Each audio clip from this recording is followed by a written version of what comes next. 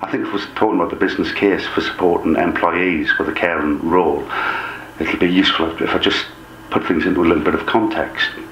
So at the minute there's around 6 million people in the UK who have a caring role. That means they're caring unpaid for a family member or friend because of their disability or long-term illness. At any one point in time, 1 in 3 of us is a carer or has a caring role. And over the course of a lifetime, 3 out of every 5 people in the UK will take on a caring role. In terms of carers in the workplace, well, at the moment, there's around 3 million working carers, and that's a huge proportion. It's around 10% of the UK workforce are actually carers.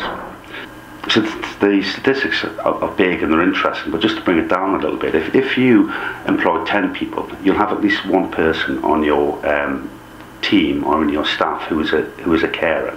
If you employ 100 people, you'll have at least 10 people who have a caring role. These interesting demographics that we all know about. We've got an ageing population, and we've got a population that's ageing quite rapidly. A child born today, a baby born today, has a 1 in 4 chance of living to be 100 years old. And that sort of really shocked me about the extent to which we are ageing, but also the rapidity of how quickly we're all ageing. We're all well aware of the government-imposed cuts on local authority budgets, which means that the social care system is under increasing pressure, services are being reduced, and what that means is that there's more pressure on families to provide the care for sick and disabled relatives. Added to that, we've got a growing age profile, especially in relation to the workforce. So the workforce is ageing, but also there's far fewer younger people entering into that workforce. The upshot of all that is people are going to have to work longer, but they're also going to have to spend much more of their life caring for somebody else. In fact, one of the statistics is that the average 18-year-old today will spend 10 years of their life caring for a family member or friend. The other interesting thing is Brexit, and whilst nobody really fully understands and knows what the impact that's going to have on the workforce, there are early indications that it's going to be much more difficult for businesses to attract the sort of people they need with the right skills and experience to do the jobs they want people to do. So that's a general context. It's a growing issue. It should be of growing concern to all employers. But it's not really happening. At the moment, only 11% of businesses in the UK have any sort of policy which outlines how they can support employees with a caring role. What we do know then is that every employer, every business in the country is likely to have somebody on their staff who is a carer, who's providing that unpaid care for a family member or friend. And we know that that's only going to grow in terms of numbers over the next 20 years.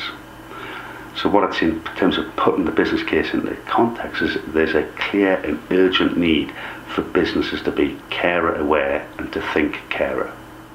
Many employers across all business sectors, whether it's retail, finance, hospitality and catering, regardless of what the sector is, are already beginning to start work to support employees who are providing care to a family member or friend. And they're doing that because there's clear business benefits for them. The proven ones include a reduction in sick leave and absenteeism, increased staff loyalty, better staff morale, and interestingly, increased productivity. When asked what people would they prefer a pay rise or would they prefer to work with an employer who they felt valued them, 60% of people said they would prefer to work for an employer who valued them. So that's got to be of interest to all employers, and it's another reason why supporting working carers has quite clear business benefits.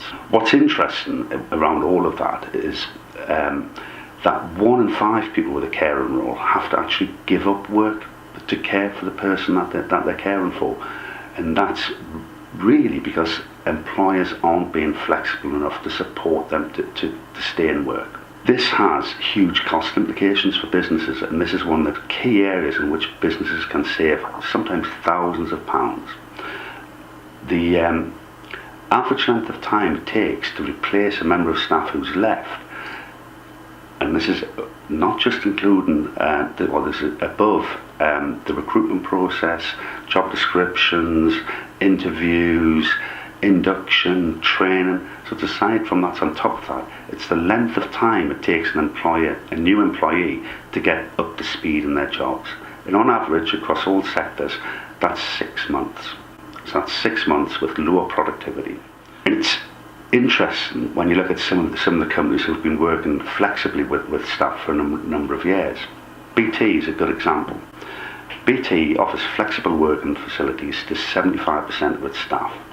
Now, since they've introduced that flexible working, increase in productivity is at 21%. Annual staff turnover is below 4%, and that compares to a sector average of 17%. And sickness absence is now below 3 days a year, which is significantly below the national average. So the message is clear, really. If you want your business to grow and you want your business to prosper, start thinking now about how you can support your employees who have a caring role. It makes sense for your business, it makes sense for your employees, and it really is a win-win situation.